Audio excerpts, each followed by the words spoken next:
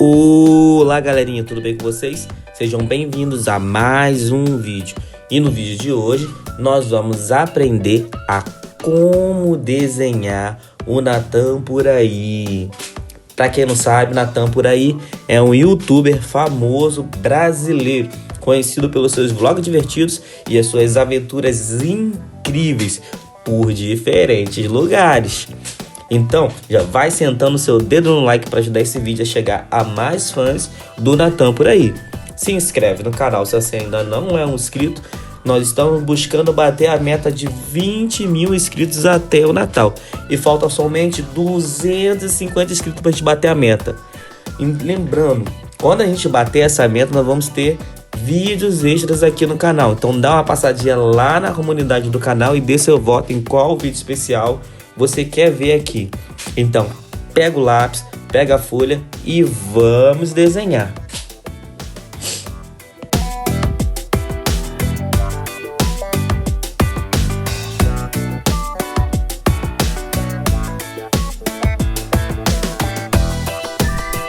Se você é novo aqui no canal e ainda não sabe como funciona, é bem simples. É só você ir copiando as linhas que eu estou fazendo no vídeo passo a passo, que você vai conseguir fazer um desenho igual ao meu.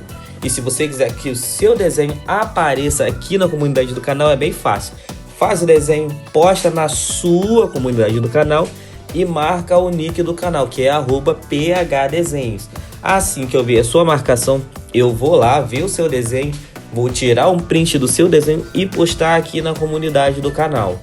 E além disso, eu vou fazer uma pequena análise da sua arte, né? Vou dizer que gostei, que não gostei. E assim a gente consegue interagir melhor. Então já vai sentando aquele dedo no like e comenta aí embaixo que personagem ou youtuber você gostaria que eu desenhasse aqui no canal.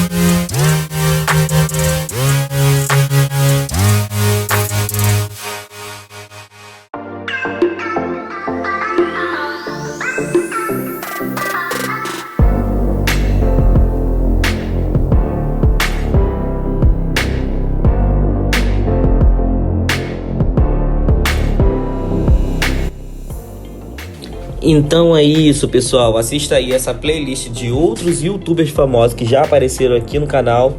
Comenta aí quem você gostaria que aparecesse. Deixe seu like. Valeu. Tchau. Fui.